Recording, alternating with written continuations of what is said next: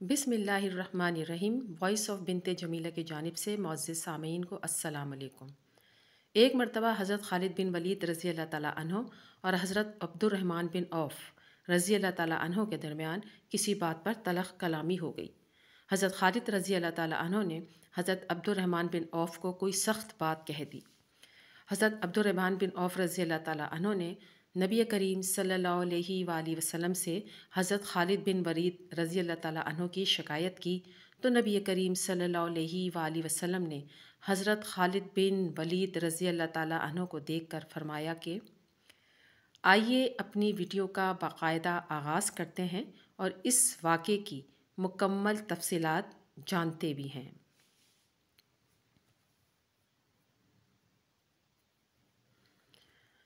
شعبان 6 ہجری میں نبی کریم صلی اللہ علیہ وآلہ وسلم کو بنو کلب کی طرف سے ایک مہم بھیجنے کی ضرورت پیش آئی۔ یہ قبیلہ دومت الجندل کے قریب آباد تھا اور خاصا طاقتور تھا۔ نبی کریم صلی اللہ علیہ وآلہ وسلم چاہتے تھے کہ اس مہم کی قیادت کسی ایسے شخص کے سپرد کی جائے جو تبلیغ کا فریضہ بھی بطریق احسن انجام دے سکے اور اگر لڑنے بھڑنے کی نوبت آئے تو اسے بھی عہدہ برا ہو سکے۔ اس مقصد کے لیے نبی کریم صلی اللہ علیہ وآلہ وسلم کی نظر انتخاب اپنے ایک ایسے جاں نثار ساتھی پر پڑی جو آغاز بعثت سے ہی لے کر اب تک ہر موقع پر رائے حق میں اپنی جاں نثاری کا عملی ثبوت پیش کر چکے تھے۔ آپ صلی اللہ علیہ وآلہ وسلم نے ایک آدمی بھیج کر انہیں طلب فرمایا۔ تھوڑی ہی دیر میں سرخ اور سفید رنگت اور طویل قامت کے ایک باروب شخص بارگاہ رسالت صلی اللہ علیہ وآلہ وسلم میں حاضر ہو گئے۔ ان کی دراز ریش اور سر پر کانوں کے نیچے تک گھنگریال بال ان کی وجاہت کو دوبالا کر رہی تھی۔ انہوں نے آتے ہی عرض کیا، یا رسول اللہ، میرے ماں باپ آپ پر قربان، اس غلام کو کیسے یاد فرمایا؟ زہ قسمت کی کوئی خدمت ان کا سپرد فرمائی جائے۔ سرور کونین صلی اللہ علیہ وآلہ وسلم نے انہیں بڑے پیار سے اپنے سامنے بٹھایا، اس مہم کی تفصیلات سمجھائی اور پھر نہایت محبت اور شفقت کے ساتھ ان کا عمامہ کھول کر اپنے دست مبارک سے ان کے سر پر سیاہ عمامہ باندھا جس کا شملہ 4 انگشت ان کی پشت پر چھوڑا۔ اس کے بعد انہیں 700 مجاہدین کا قائد مقرر فرما دیا اور پھر حمد و ثنا کے بعد ان سے مخاطب ہو کر فرمایا، اللہ تعالیٰ کی راہ میں جہاد کے لیے جاؤ، اللہ کی نافرمانی کرنے والوں سے لڑو لیکن خیانت نہ کرنا، مسئلہ نہ کرنا، یعنی دشمن کی لاشوں کے ہونٹ، کان، ناک وغیرہ مت کاٹنا اور نہ ہی بچوں کو قتل کرنا۔ یہ اللہ کا عہد اور اس کے نبی کی سیرت ہے۔ ان صاحب نے ارشاد نبوی صلی اللہ علیہ وآلہ وسلم کے سامنے سر جھکا دیا، اس پر عمل کرنے کا عہد کیا اور اپنے ساتھیوں کو لے کر دومت الجندل کی طرف روانہ ہو گئے۔ یہ صاحب رسول جن کے دستار بند خود امام الانبیاء فخر موجودات نبی کریم صلی اللہ علیہ وآلہ وسلم نے اپنے دست مبارک سے فرمائی اور جن کو ایک اہم مہم کی قیادت کے لیے منتخب فرمایا، حضرت عبد الرحمن بن عوف رضی اللہ تعالیٰ عنہ تھے۔ حضرت عبد الرحمن بن عوف ان 10 جلیل القدر صحابہ میں سے ایک تھے جن کو ساقی کوثر صلی اللہ علیہ وآلہ وسلم نے خصوصیت سے نام لے کر جنتی ہونے کی بشارت دی اور جو عشرہ مبشرہ کے لقب سے مشہور ہوئے۔ حضرت عبد الرحمن رضی اللہ تعالیٰ عنہ قریش کے خاندان بنو زہرہ سے تھے۔ نبی کریم صلی اللہ علیہ وآلہ وسلم کی والدہ ماجدہ حضرت آمنہ بھی بنو زہرہ سے تھیں اور ان کا سلسلہ نسب زہرہ بن کلاب پر حضرت عبد الرحمن بن عوف رضی اللہ تعالیٰ عنہ کے سلسلہ نسب سے مل جاتا ہے۔ زہرہ نبی کریم صلی اللہ علیہ وآلہ وسلم کے جد اعلیٰ قصہ بن کلاب کے بھائی تھے۔ حضرت عبد الرحمن بن عوف رضی اللہ تعالیٰ عنہ نے جس ماحول میں آنکھیں کھولی اور کفر و شرک اور فسق و فجور کا گہوارہ تھا، لیکن حضرت عبد الرحمن کو اللہ تعالیٰ نے فطرت صالح عطا کی تھی۔ حافظ ابن حجر رحمۃ اللہ علیہ نے اصابہ میں لکھا ہے کہ انہوں نے زمانہ جہالیت میں اپنے اوپر شراب کو حرام کر لیا تھا۔ حضرت عبد الرحمن بن عوف رضی اللہ تعالیٰ عنہ کے والد عوف تجارت پیشہ تھے۔ ان کی خواہش تھی کہ عبد الرحمن رضی اللہ تعالیٰ عنہ بھی ایک کامیاب تاجر بنے، چنانچہ انہوں نے اپنے نوجوان فرزند کو تجارت کے طریقے اور اثرات و رموز خوب اچھی طرح سے ذہن نشین کرائے اور بعد تجارتی سفروں میں اپنے ساتھ لے جا کر عملی تربیت بھی کی۔ حضرت عبد الرحمن رضی اللہ تعالیٰ عنہ 27 سے 30 برس کے تھے کہ آفتاب اسلام فاران کی چوٹیوں سے طلوع ہوا اور ہادی برحق صلی اللہ علیہ وآلہ وسلم منصب رسالت پر فائز ہوئے۔ حضرت عبد الرحمن رضی اللہ تعالیٰ عنہ کی طبعی سلامت روی اور پاکیزہ نفسی نے انہیں فوراً اسلام کی طرف مائل کر دیا، اور وہ حضرت ابو بکر صدیق رضی اللہ تعالیٰ عنہ کی تبلیغ سے اوائل بعثت ہی میں سعادت اندوز اسلام ہو گئے۔ ایک روایت میں یہ ہے کہ اسلام لانے والوں میں ان کا 13واں نمبر تھا۔ اس وقت تک نبی کریم صلی اللہ علیہ وآلہ وسلم دار ارقم میں پناہ گزیر نہیں ہوئے تھے۔ شرف اسلام سے بہرہ مند اور ہونے کے بعد حضرت عبد الرحمن بن عوف بھی دوسرے مسلمانوں کی طرح کفار مکہ کے ظلم و ستم کا ہدف بن گئے۔ 13 نبوت میں نبی کریم صلی اللہ علیہ وآلہ وسلم نے اپنے جانثاروں کو مدینہ کی طرف ہجرت کا اذن دیا تو حضرت عبد الرحمن بن عوف ہجرت کر کے مدینہ منورہ تشریف لے گئے۔ مدینہ پہنچ کر حضرت عبد الرحمن بن عوف حضرت سعد بن ربیع انصاری رضی اللہ تعالیٰ عنہ کے مہمان ہوئے۔ چند ماہ بعد نبی کریم صلی اللہ علیہ وآلہ وسلم نے مہاجرین اور انصار کے مابین مواخات قائم کی تو حضرت عبد الرحمن بن عوف کو حضرت سعد بن ربیع انصاری رضی اللہ تعالیٰ عنہ کا اسلامی بھائی بنا دیا۔ اس مواخات کے بعد حضرت سعد بن ربیع رضی اللہ تعالیٰ عنہ نے اثار کا ایسا شاندار مظاہرہ کیا کہ تاریخ میں اس کی مثال نہیں ملتی۔ صحیح بخاری میں حضرت انس بن مالک رضی اللہ تعالیٰ عنہ سے روایت ہے کہ ہمارے ہاں حضرت عبد بن عوف حضرت رضی اللہ تعالیٰ عنہ آئے اور نبی کریم صلی اللہ علیہ وآلہ وسلم نے ان کی اور سعد بن ربیع رضی اللہ تعالیٰ عنہ کے مابین مواخات قائم کی۔ وہ یعنی سعد رضی اللہ تعالیٰ عنہ دولت مند آدمی تھے۔ انہوں نے عبد الرحمن بن عوف رضی اللہ تعالیٰ عنہ سے کہا، تمام انصار جانتے ہیں کہ میں نہایت دولت مند ہوں، میں اپنا مال آپ کے اور اپنے درمیان نصف نصف بانٹ دوں گا، اور میری 2 بیویاں ہیں، آپ ان کو دیکھ لیں، جو پسند آئے میں اس کو طلاق دے دوں گا، اور جب وہ حلال ہو جائے یعنی عدت گزار لے تو آپ ان سے نکاح کر لیں۔ حضرت عبد الرحمن بن عوف نے کہا، اللہ آپ کے اہل و عیال اور مال میں برکت عطا فرمائے، مجھے ان چیزوں کی ضرورت نہیں، کیا یہاں کوئی بازار ہے جہاں تجارت ہوتی ہو؟ حضرت سعد رضی اللہ تعالیٰ عنہ نے کہا، بازار قینقاع ہے۔ عبد الرحمن رضی اللہ تعالیٰ عنہ صبح کو بازار گئے اور پنیر اور گھی لائے، پھر دوسری صبح کو گئے، اس وقت جب واپس لوٹے تو کچھ گھی اور پنیر فاضل بچا لیا تھا۔ حضرت عبد الرحمن کو تجارت کا پیشہ باپ سے ورثے میں ملا تھا اور اس کا طریقوں سے بخوب واقف تھے۔ انہوں نے مدینہ میں کاروبار شروع کر دیا تو تھوڑی عرصے میں انہیں کہیں سے کہیں پہنچا دیا۔ ابن سعد رحمۃ اللہ علیہ نے طبقات میں خود ان کا یہ قول نقل کیا ہے کہ اگر میں پتھر بھی اٹھاتا تو یہ خیال ہوتا تھا کہ اس کے نیچے چاندی یا سونا ملے گا۔ صحیح بخاری کی ایک روایت سے معلوم ہوتا ہے کہ تجارت شروع کرنے کے بعد جب ان کے پاس کچھ پس انداز ہو گیا تو انہوں نے ایک انصاری خاتون سے شادی کر لی۔ حضرت انس رضی اللہ تعالیٰ عنہ فرماتے ہیں کہ چند دن بعد حضرت عبد الرحمن بن عوف رضی اللہ تعالیٰ عنہ آئے تو ان کے کپڑوں پر زردی یعنی زعفران کا رنگ موجود تھا۔ نبی کریم صلی اللہ علیہ وآلہ وسلم نے پوچھا، نکاح کیا ہے؟ بولے جی ہاں۔ فرمایا کس سے؟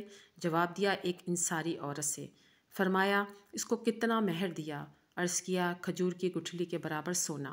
ارشاد ہوا ولیمہ کرو اگرچہ ایک بکری ہی ہو۔ حضرت عبد الرحمن بن عوف نے اپنی تجارت کو فروغ دینے کی کئی صورتیں نکالی، ان میں وہ معاہدہ تجارت خاص طور پر قابل ذکر ہے جو ان کے اور مکہ کے رئیس امیہ بن خلف کے درمیان ہوا تھا۔ صحیح بخاری میں خود ان کی ان روایت سے ہے کہ میں نے امیہ بن خلف کو ایک تحریر دی کہ وہ میرے مکہ میں حفاظت کرے گا اور میں ان کی مدینہ میں حفاظت کروں گا۔ رمضان المبارک 2 ہجری میں بدر کے مقام پر حق اور باطل کا پہلا معرکہ پیش آیا تو حضرت عبد الرحمن بن عوف رضی اللہ تعالیٰ عنہ اس میں بڑے جوش اور جذبے کے ساتھ شدید ہنگامہ کا راز میں وہ دشمن کے صفوں میں گھس گئے اور کئی مشرکوں کو گھائل کرنے کے علاوہ صائب بن ابی رفاعہ کو جہنم واصل کیا۔ صحیح بخاری میں غزوہ بدر کے سلسلے میں خود حضرت عبد الرحمن رضی اللہ تعالیٰ عنہ سے 2 واقعے منقول ہیں۔ ایک واقعہ یہ ہے کہ میں بدر کے دن صف میں کھڑا تھا، مڑ کر دیکھا تو میرے دائیں بائیں جانب 2 نوجوان تھے، مجھے ان کے اوپر اطمینان حاصل نہیں ہوا۔ اتنے میں ایک نے مجھ سے دبی زبان میں کہا، چاچا جان ابو جہل کو دکھا دیجئے۔ میں نے پوچھا برادرزادے کیا کرو گے؟ اس نے کہا میں نے اللہ سے عہد کیا ہے کہ اس کو قتل کروں گا یا اس کوشش میں قتل ہو جاؤں گا۔ دوسرے نے بھی آہستہ سے مجھ سے یہی بات کہی۔ اب مجھ کو خوشی ہوئی کہ میں کن 2 آدمیوں کے درمیان کھڑا ہوں۔ میں نے اشارے سے ابو جہل کو دکھا دیا، وہ دونوں باز کی طرح اس پر جھپٹ پڑے اور اس کو مار ڈالا۔ یہ دونوں افرا رضی اللہ تعالیٰ عنہ کے بیٹے تھے۔ دوسرا واقعہ امیہ بن خلف کے قتل کا ہے۔ امیہ مشرکین کے لشکر میں شامل ہو کر مسلمانوں سے لڑنے آیا تھا۔ جب مشرکین کو شکست ہو گئی، انہوں نے بھاگنا شروع کر دیا، تو میں نے حضرت عبد الرحمن کو دیکھ لیا، جو چونکہ معاہدہ تجارت میں حضرت عبد الرحمن نے ان کی حفاظت کا عہد کیا تھا۔ امیہ نے بھاگتے بھاگتے ان کو آواز دے کہ مجھے بچاؤ۔ حضرت عبد الرحمن نے ایفائے عہد کے خیال سے ان کو بچانا چاہا۔ یہ الگ بات ہے کہ وہ اس میں کامیاب نہ ہو سکے۔ یہ واقعہ ان کی زبان اس طرح منقول ہے: جب بدر کا دن آیا تو میں پہاڑ کی طرف چلا تاکہ امیہ بن خلف کی حفاظت کروں۔ اس وقت تک لوگ سو چکے تھے، لیکن امیہ کو حضرت بلال رضی اللہ تعالیٰ عنہ نے دیکھ لیا۔ وہ گئے اور انصار کی ایک مجلس میں کھڑے ہو کر کہا، وہ رہا امیہ بن خلف، اس دشمن خدا کے چھوڑنے میں رستگاری نہیں ہے۔ انصار کی ایک جماعت نے ان کے ساتھ ہمارا تعاقب کیا۔ مجھ کو ڈر پیدا ہوا کہ یہ لوگ ہم کو پا جائیں گے۔ میں نے امیہ کے بیٹے کو پیچھے چھوڑ دیا تاکہ وہ اس سے نپٹتے رہیں۔ انہوں نے اس کو قتل کر دیا، لیکن ہمارا پیچھا نہ چھوڑا۔ امیہ بھاری جسم کا آدمی تھا، اس لیے تیز نہیں چل سکتا تھا۔ جب وہ لوگ ہمارے پاس پہنچ گئے تو میں نے ان سے کہا، بیٹھ جاؤ۔ وہ بیٹھ گیا۔ میں نے حفاظت کے خیال سے اپنے آپ کو اس کے اوپر ڈال دیا۔ ان لوگوں نے یعنی انصار نے میرے نیچے سے تلوار چلائی اور اس کو قتل کر ڈالا۔ میرے پاؤں میں بھی تلوار کا زخم لگا۔ غزوہ احد 3 ہجری میں بھی حضرت عبد الرحمن بن عوف رضی اللہ تعالیٰ عنہ سر ہتھیلی پر رکھ کر لڑے۔ ابن ہشام اور حافظ ابن عبد البر رحمۃ اللہ علیہ کا بیان ہے کہ انہوں نے غزوہ احد میں 21 زخم کھائے۔ پاؤں کا زخم اتنا شدید تھا کہ عمر بھر لنگڑا کر چلتے رہے۔ ایک روایت میں یہ ہے کہ جب لڑائی کی آگ پوری شدت سے بھڑک رہی تھی، حضرت حارث بن سما انصاری رضی اللہ تعالیٰ عنہ نبی کریم صلی اللہ علیہ وآلہ وسلم کی خدمت میں حاضر ہوئے۔ آپ صلی اللہ علیہ وآلہ وسلم نے ان سے پوچھا، تم نے عبد الرحمن بن عوف رضی اللہ تعالیٰ عنہ کو دیکھا ہے؟ انہوں نے عرض کیا، یا رسول اللہ صلی اللہ علیہ وآلہ وسلم، وہ پہاڑ کی طرف کفار کے نرغے میں تھے۔ میں نے ادھر جانا چاہا، لیکن آپ صلی اللہ علیہ وآلہ وسلم پر نگاہ پڑ گئی، اس لیے ادھر چلا آیا۔ نبی کریم صلی اللہ علیہ وآلہ وسلم نے فرمایا، عبد الرحمن بن عوف کو فرشتے بچا رہے ہیں۔ اب حارث رضی اللہ تعالیٰ عنہ حضرت عبد الرحمن بن عوف کے پاس گئے تو دیکھا کہ ان کے سامنے کافروں کے ساتھ لاشیں پڑی ہیں۔ انہوں نے پوچھا، کیا ان سب کو آپ نے قتل کیا ہے؟ حضرت عبد الرحمن بن عوف نے جواب دیا، فلاں فلاں کو تو میں نے قتل کیا ہے، باقی مشرکین کے قاتل مجھے نظر نہیں آئے۔ یہ سن کر حضرت حارث پکار اٹھے، نبی کریم صلی اللہ علیہ وآلہ وسلم نے بالکل صحیح فرمایا تھا۔ شعبان 6 ہجری میں نبی کریم صلی اللہ علیہ وآلہ وسلم نے حضرت عبد الرحمن رضی اللہ تعالیٰ عنہ کو 700 آدمی دے کر دومت الجندل کے قریب آباد قبیلہ بنو کلب کی طرف روانہ فرمایا۔ چلنے سے پہلے نبی کریم صلی اللہ علیہ وآلہ وسلم نے ان کا امامہ کھول ڈالا اور خود اپنے دست مبارک سے ان کے سر پر سیاہ امامہ باندھا اور ان کی پشت پر 4 انگشت شملہ چھوڑ کر فرمایا، عبد الرحمن، امامہ اس طرح باندھا کرو کیونکہ یہ عمدہ اور پسندیدہ طریقہ ہے۔ حضرت عبد الرحمن نے دومت الجندل پہنچ کر بنو کلب کو اسلام کی دعوت دی۔ پہلے روز ان پر کوئی اثر نہ ہوا، دوسرے روز بھی دعوت دی لیکن وہ ٹس سے مس نہ ہوئے۔ تیسرے روز انہوں نے پھر ان کو حق کی طرف بلایا۔ اس مرتبہ ان کے نصرانی سردار ازبق بن ابرو کلبی پر حضرت عبد الرحمن کی دعوت کا خاصا اثر ہوا اور وہ نصرانیت کا کلاوہ گردن سے اتار کر مشرف با اسلام ہو گئے۔ اس کے ساتھ بنو کلب کے اور بہت سے لوگ بھی حلقہ بکوش اسلام ہو گئے۔ سریہ دومت الجندل کے بعد حضرت عبد الرحمن رضی اللہ تعالیٰ عنہ نے فتح مکہ سے غزوہ تبوک تک تمام غزوات میں نبی کریم صلی اللہ علیہ وآلہ وسلم کی ہم رکابی کا شرف حاصل کیا۔ غزوہ تبوک کے دوران میں ایک ایسا واقعہ پیش آیا جس نے حضرت عبد الرحمن رضی اللہ تعالیٰ عنہ کے شرف اور عزت میں مزید اضافہ کر دیا۔ صحیح مسلم میں حضرت مغیرہ بن شعبہ رضی اللہ تعالیٰ عنہ سے روایت ہے کہ میں نے نبی کریم صلی اللہ علیہ وآلہ وسلم کے ساتھ تبوک کا غزوہ کیا۔ جب آپ صلی اللہ علیہ وآلہ وسلم طہارت کے لیے تشریف لے گئے، میں نماز فجر سے پہلے پانی کا برتن لے کے آپ کے ساتھ ہوا۔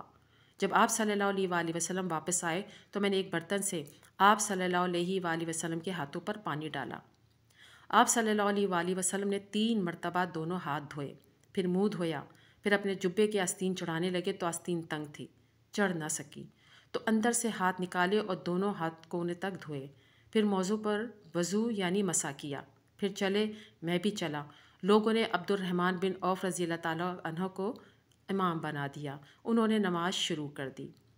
نبی کریم صلی اللہ علیہ وآلہ وسلم کو ایک رکعت ملی۔ آپ صلی اللہ علیہ وآلہ وسلم نے لوگوں کے ساتھ بعد جماعت دوسری رکعت پڑھی۔ جب حضرت عبد الرحمن بن عوف رضی اللہ تعالیٰ عنہ نے سلام پھیرا، نبی کریم صلی اللہ علیہ وآلہ وسلم اپنی پوری نماز کرنے کے لیے کھڑے ہوئے۔ اب مسلمان گھبرائے اور بار بار سبحان اللہ کہنا شروع کر دیا۔ جب نبی کریم صلی اللہ علیہ وآلہ وسلم نے نماز ختم کی تو فرمایا کہ تم نے خوب ٹھیک کیا، منشا یہ تھا کہ نماز وقت پر پڑھا کرو۔ مسلم ہی کی کسی ایک مضمون کی دوسری روایت میں یہ اضافہ ہے، مغیرہ رضی اللہ تعالیٰ عنہ کہتے ہیں کہ میں نے چاہا کہ عبد الرحمن بن عوف رضی اللہ تعالیٰ عنہ کو ہٹا دوں، لیکن نبی کریم صلی اللہ علیہ وآلہ وسلم نے فرمایا ان کو رہنے دو۔ بعد اہل سعید نے اس واقعے کو حضرت عبد الرحمن رضی اللہ تعالیٰ عنہ کے عظیم ترین فضائل میں شمار کیا ہے۔ ابن ساکر رحمۃ اللہ علیہ نے حضرت حسن رضی اللہ تعالیٰ عنہ سے روایت کی ہے کہ ایک مرتبہ حضرت عبد الرحمن بن عوف رضی اللہ تعالیٰ عنہ اور حضرت خالد بن ولید رضی اللہ تعالیٰ عنہ کے درمیان کسی بات پر تلخ کلامی ہو گئی۔ حضرت خالد رضی اللہ تعالیٰ عنہ نے حضرت عبد الرحمن رضی اللہ تعالیٰ عنہ کو کوئی سخت بات کہہ دی۔ نبی کریم صلی اللہ علیہ وآلہ وسلم کو اطلاع ہوئی تو آپ صلی اللہ علیہ وآلہ وسلم کو حضرت خالد رضی اللہ تعالیٰ عنہ کے بعد ناگوار گزری۔ ایک اور روایت کے مطابق حضرت عبد الرحمن رضی اللہ تعالیٰ عنہ نے بارگاہ رسالت میں حضرت خالد رضی اللہ تعالیٰ عنہ کی شکایت کی۔ نبی کریم صلی اللہ علیہ وآلہ وسلم نے حضرت خالد رضی اللہ تعالیٰ عنہ کو بلا بھیجا اور ان سے فرمایا، خالد تم میرے بدری صحابہ میں سے کسی کو تکلیف نہ دو، کیونکہ تم میں سے کوئی شخص احد کے برابر سونا خرچ کر دے تو ان کے یعنی اہل بدر کے نصف کو بھی نہیں پہنچ سکتا۔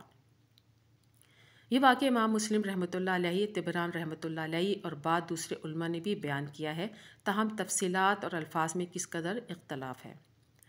ربیع الاول 11 ہجری میں نبی کریم صلی اللہ علیہ وآلہ وسلم کے وصال کے بعد ثقیفہ بنو سعدہ میں خلافت کا قضیہ پیش آیا تو بعض روایات کے مطابق حضرت عبد الرحمن بن عوف رضی اللہ تعالیٰ عنہ بھی حضرت ابو بکر صدیق رضی اللہ تعالیٰ عنہ اور حضرت عمر فاروق رضی اللہ تعالیٰ عنہ کے ہمراہ وہاں تشریف لے گئے اور اس مسئلے کو حل کرنے میں پوری سرگرمی سے حصہ لیا۔ کہا جاتا ہے کہ اس موقع پر حضرت ابو بکر صدیق رضی اللہ تعالیٰ عنہ کی بیعت کرنے میں ان کا تیسرا نمبر تھا۔ حضرت ابو بکر صدیق رضی اللہ تعالیٰ عنہ کے نزدیک حضرت عبد الرحمن رضی اللہ تعالیٰ عنہ کی بڑی قدرت اور منزلت تھی اور وہ اکثر اہم معاملات میں ان سے مشورہ بھی کیا کرتے تھے۔ حضرت عمر فاروق رضی اللہ تعالیٰ عنہ بھی حضرت عبد الرحمن رضی اللہ تعالیٰ عنہ کو بہت مانتے تھے۔ جب وہ مسند نشین خلافت ہوئے تو وہ اپنے دور خلافت میں آنے والے پہلے حج پر خود نہ جا سکے اور حضرت عبد الرحمن رضی اللہ تعالیٰ عنہ کو امیر الحج بنا کے بھیجا۔ اس کے بعد انہوں نے حضرت عبد الرحمن کو مجلس شورا کا مستقل رکن بھی بنا دیا۔ عہد فاروقی کے متعدد واقعات سے معلوم ہوتا ہے کہ حضرت عبد الرحمن رضی اللہ تعالیٰ عنہ نہایت مخلص اور صاحب رائے مشیر خلافت ثابت ہوئے۔ صحیح بخاری میں ہے کہ 24 ہجری میں حضرت عثمان غنی رضی اللہ تعالیٰ عنہ کو نکسیر پھوٹنے کی وجہ سے حج کو نہ جا سکے تو حضرت عبد الرحمن رضی اللہ تعالیٰ عنہ کو امیر الحج بنایا۔ 29 ہجری میں حضرت عثمان غنی رضی اللہ تعالیٰ عنہ حج کے لیے گئے تو حضرت عبد الرحمن رضی اللہ تعالیٰ عنہ کو بھی اپنے ساتھ لے گئے۔ حضرت عثمان غنی رضی اللہ تعالیٰ عنہ کی خلافت کی ابتدائی 6 سال نہایت امن اور سکون سے گزرے، لیکن پھر فتنوں کا آغاز ہو گیا۔ یہ حضرت عبد الرحمن رضی اللہ تعالیٰ عنہ کی زندگی کے آخری دور تھا جو انہوں نے نہایت خاموشی سے گوشہ عزت میں گزارا۔ آخر وہ گھڑی آ پہنچی جس کو ہر ذی روح پر ایک نہ ایک دن وارد ہونا ہے۔ 21 ہجری یا 32 ہجری میں نبی کریم صلی اللہ علیہ وآلہ وسلم کے اس برگزیدہ جانثان نے پیک اجل کو لبیک کہا۔ بقول ابن سعد رحمۃ اللہ علیہ اس وقت ان کی عمر 75 برس کی تھی۔ امیر المومنین حضرت عثمان غنی رضی اللہ تعالیٰ عنہ نے نماز جنازہ پڑھائی اور جنت البقیع میں مدفون ہوئے۔ حضرت علی رضی اللہ تعالیٰ عنہ نے جنازے پہ کھڑے ہو کے فرمایا، عبد الرحمن رضی اللہ تعالیٰ عنہ جاؤ، تم نے اچھا زمانہ پایا اور فتنوں سے بچ کر چل دیے۔